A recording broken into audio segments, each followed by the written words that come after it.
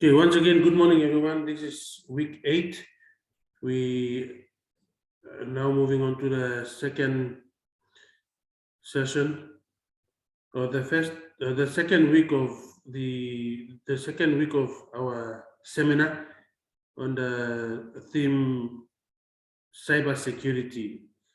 And last week we had a really interesting discussion, or the answers to the questions that were shared with us sparked a really good conversation. I know not only on Zoom but also on Facebook and on Moodle as well in our discussion forum. I hope this week we'll do likewise. So before we go into our presentation by groups 1, 2, and 3, let me just share with you a few reminders. Firstly, teaching and learning strategy. The teaching and learning strategy used in this unit is in line with my teaching philosophy. Each of us academics or teaching staff at Divine Word University, we are required to have in place our teaching and learning philosophy, which will guide how we facilitate knowledge sharing with students. So by now, all of you know that my teaching and learning strategy is known as monopoly over knowledge. I don't have, I don't know everything and anything about international relations or security, international law for that matter. All of us, we have to work together and then share what we have learned from the literature that we have read and from the videos or audios that we have watched or listened.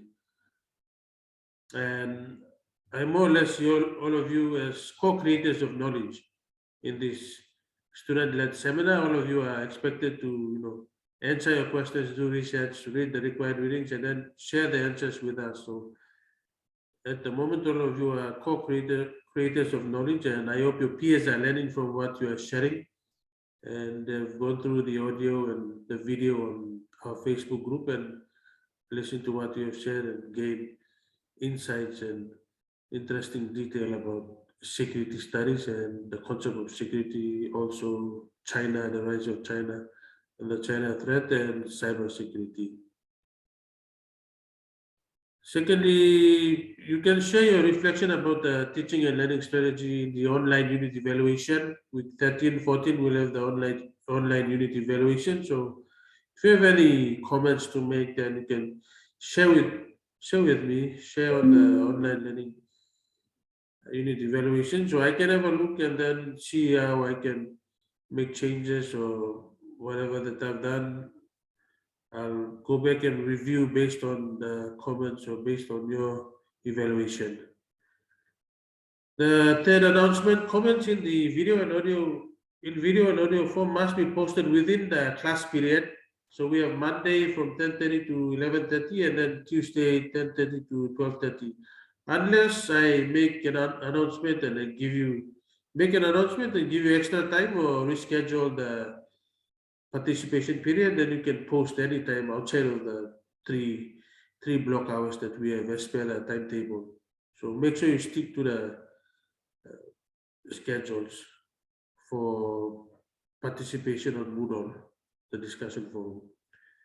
The fourth talk survey comments or general comments will not be counted. Many of you've made general comments like thank you for sharing with us what the answer to your question. We've learned about this and that, and then you've not gone into detail about what you've learned and how you understand what was presented in the presentation. So in order for me to count, we have to give analytical and evaluative comments. If you just do general commendation, thank you, saying thank you, and then I learned about strategic edging, and then you just end with a thank you again, then that's not evaluative or analytical. So I will not count that as a comment. So if you want me to count your comments, you have to be analytical and evaluative. You have to tell me how you understand, give your own interpretation, give an example, show me what you have learned, not only based on this presentation or what your peers have presented, but also draw from what you've learned previously from the other units that you have learned. So I know that you've learned something and you are able to critically comment and give your insight or opinion or perspective of view. So make sure your comments are in detail and more analytical and evaluative instead of restating what has been shared and then taking them and picking up the technical errors. That's my job to do, to pick up the technical errors and take technical errors that in relation to sound and recording and all that. Your job is to listen to what your peers have to say, analyze the content of the presentation and give your feedback or your interpretation. So that's the final talk survey. So with that, we'll move into our first presentation. Today we have Mr. Liwa. Mr. Liwa is representing group number 3. So I'll stop here and I'll give this time to Benjamin to say his answer to the question, assigned question. Thank you, Benjamin. Please go ahead.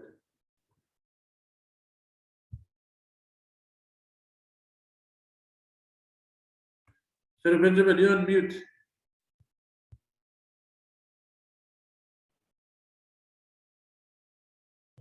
Can you hear me?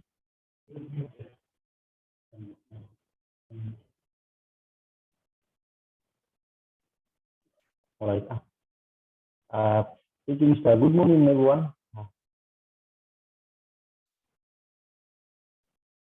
I'll be, for this week, I'll be representing the group 3 to present to you about the answers that we have found out. The question is, what are the 3 widely held and interconnected beliefs about Chinese espionage according to Lindsay and John? So before answering the question, I'd like to differentiate between the espionage and cyber espionage. Now, espionage is a practice of spying or using spies by government to get political, economy, and military information.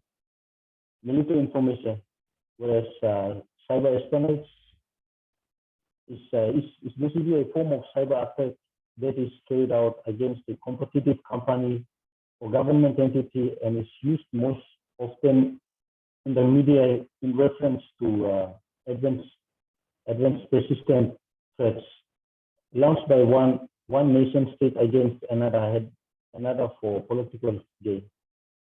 The main goal of cyber espionage, which may also be referred to as cyber spy, is to provide the attacker with information that gives them advantages over competing companies or governments.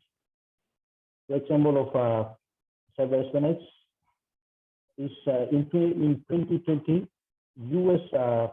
organizations and the government agencies were targeted by a nation-state attack. A backdoor was discovered in a widely used IT management product from SolarWinds. Now, SolarWinds is an American company that develops software for business to help manage their networks, systems, and information technology infrastructure. A technical writer and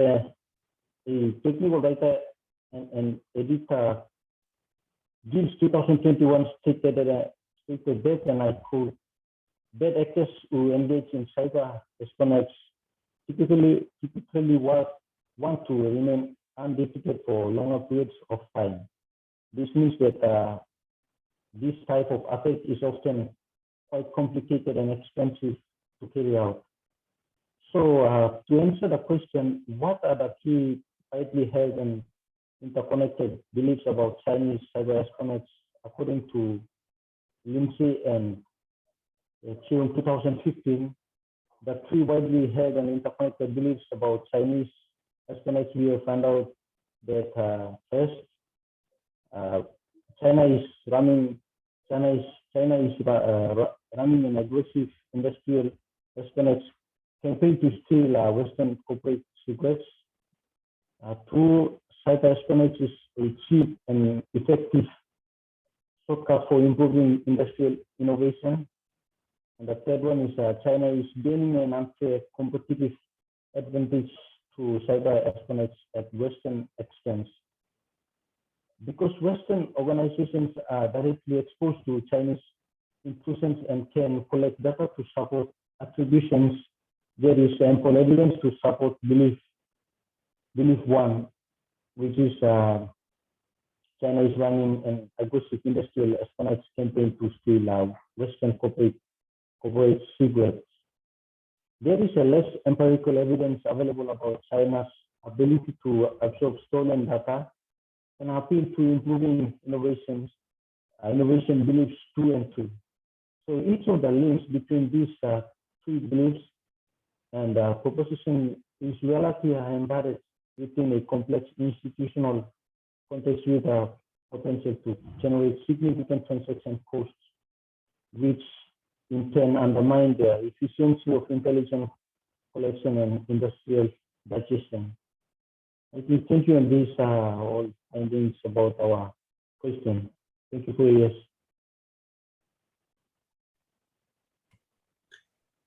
Thank you very much, Mr. Aliwa, for sharing your answer with us, and thank you, Group 3 as well. We now move on to Group 2. For Group 2, we have Ms. Alois. Stephanie will be sharing the answer to the assigned question on behalf of Group 2. Stephanie, please. Thank you. Go ahead.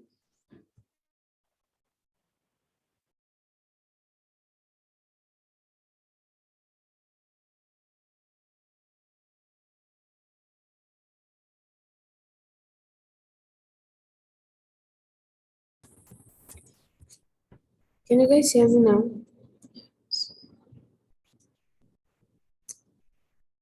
So did you all know that despite the fact that communications technology has changed drastically and intelligence gathering is far easier in the digital age, it is the same agreement that still governs the sharing of signals intelligence among the Five Eyes countries?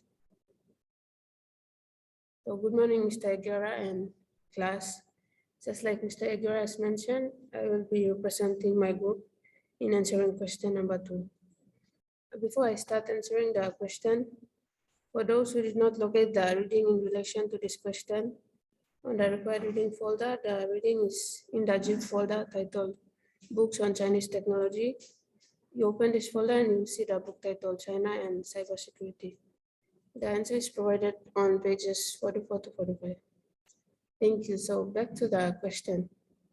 The question states, what kind of perception about the United States did China develop after the Five Eyes cyber espionage according to Inkster? So I will be presenting in this order. Firstly, we look at the definition of the word cyber espionage, and then we'll move on to the history of the Five Eyes, including what it refers to and what it does. And finally, we look at the answer to the given question. So firstly, what is cyber espionage? According to Inkster on page 42, cyber espionage is the same as cyber exploitation. VMware website also states that cyber espionage is a form of cyber attack that steals classified sensitive data or intellectual property to gain an advantage over a competitive company or government entity. So basically it refers to the practice of spying or using spies to obtain information about the plans and activities, especially that of a foreign government or a competing company. Now to the history of the Five Eyes. The Five Eyes countries are Britain, the US, Australia, New Zealand, and Canada. According to Farrell 2013 on the Guardian News website, it is stated that during World War II, British and American intelligence officers would kneel behind huge radio transmitters, listening in on crackling enemy transmissions. I know you guys watched historical movies and you see that happening. It was during that time when the US and UK started to exchange intelligence on a regular basis. Following the war, this cooperation continued, culminating in the 1946 UK-US Pact. When the pact was amended in 1955, the role of the other 5 ICE nations was formalized. At this point, Canada, Australia, and New Zealand were recognized as UK-USA collaborating Commonwealth countries. Despite the fact that communications technology has changed drastically and intelligence gathering is far easier in the digital age, it is the same agreement that still governs the sharing of signals intelligence among the 5 ICE countries. So moving on to the response to the question. According to INGSTA, China's capacity to collect useful intelligence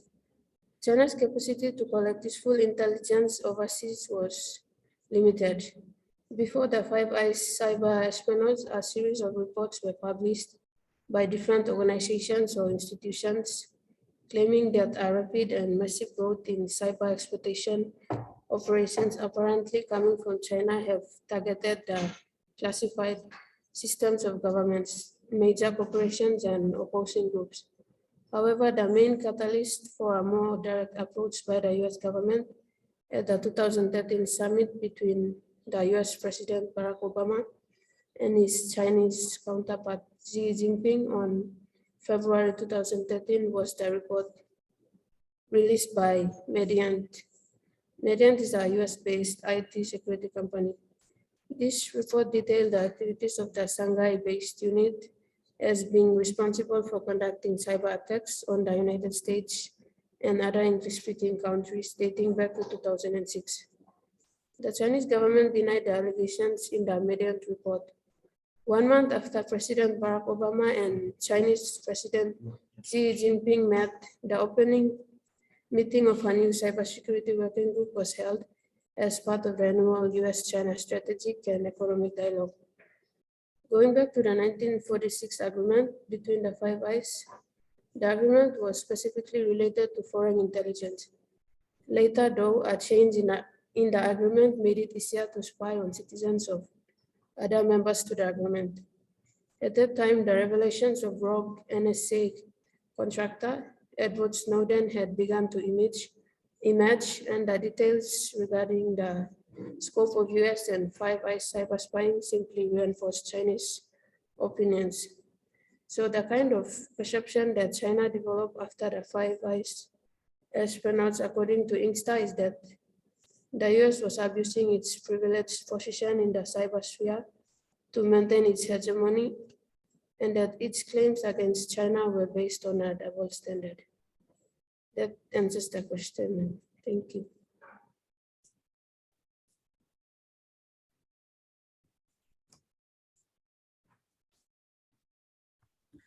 Thank you, Stephanie, and thank you, Group 2, for sharing with us your answer to the question. And if you have any questions or comments for Stephanie and Benjamin, please note down and then share in audio or video form on the assigned forum, discussion forum for this week, week 8. I think Crystal is not online or not in the meeting room, so we will stop here. But just to add on to what Stephanie has shared with us, the 5 ICE intelligence. Recently, we've seen a new security pact between the Solomon Islands and China. China and Solomon Islands, they've agreed to cooperate on defense and security matters. So we'll have Chinese police training SI or Solomon Islands police and defense personnel. And I read the leaked agreement. The agreement was leaked on Twitter and on social media. And there's a part in the agreement that talks about intelligence. So from my perspective, I think, that intelligence segment of the agreement, and it was signed, the working paper was signed last week, Thursday, between China and Solomon Islands. So from my opinion, I think the security agreement will be a consent for the 5 ICE intelligence operation in the Pacific.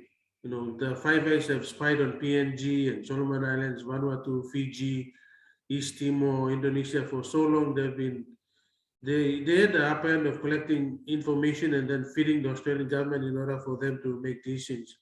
But now, if the Solomon Islands go ahead with the security pact with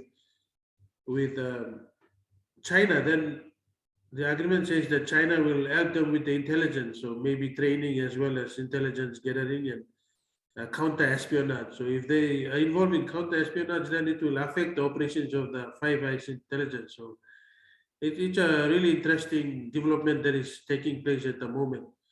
So if Solomon Islands go ahead, then they'll be able to counter the spying activities of the Five Eyes intelligence in the Pacific region. So that's something that PNG should note, and maybe we should work towards doing something similar. So it's interesting what the Solomon Islands government is trying to do with the help of China. So it's connected to the Five Eyes. So like I said, the Five Eyes, they've been doing a lot of intelligence gathering, and they've been updating the policymakers and leaders about what is happening in the Pacific. And if China can cooperate with Solomon Islands, then they will counterattack the spying activity that has been going on for quite a while in the Pacific region. So that's a new development that will really change the security landscape within the Pacific region. And globally, I think many of the countries are now scared of what is happening between Solomon Islands and China. US is talking about it. The Australians are talking about it, about the issue. The New Zealanders are talking about the issue, and then Japan and all the other countries, they're saying that, okay, what the Solomon Islands is doing is an indication that China is really increasing its influence in the region and trying to partner countries in order to counter the Indo-Pacific security narrative. All right, so that's something that I picked up from the news, and that is in relation to what Stephanie and Benjamin has shared with us. So we'll stop here, and I'll give you time to go. And it's 5:11, so you have roughly 25 minutes to share your comments and questions on the discussion forum for this week. So once again, I thank Benjamin, Liwa, and Stephanie Alvis for presenting on behalf of Group 2 and Group 3. I thank the group members as well. Unfortunately, we didn't listen to the presenter from Group 1, Crystal. Maybe the group should advise her. She's confused. She thought the meeting will be at 4:30 this afternoon. So I leave that to the group members to advise her that the presentations or our Zoom meetings will happen during the class period from 10:30 to 11:30 and 10:30 to 12:30 Monday and Tuesday. So I hope that the information is clear. It's concerning that you people are confused about what we're doing. So if you are confused, please consult me via Zoom, organize a video meeting, or Microsoft Teams as well. Video call me on Microsoft Teams so we can communicate. And you also have the luxury of emailing me. Email me to seek further clarification if you are confused about the timing of our Zoom meetings. So please, Group 1, can you advise Crystal that she missed the presentation and she can present tomorrow after Group 4, 5, 6, and 7 have presented the answers to the assigned questions. Okay, with that, sorry for going over time. I'll stop here. You all have a good day, and thank you very much for attending, those on Facebook as well as those of you on Zoom. So see you tomorrow again. Have a good day today. Bye for now.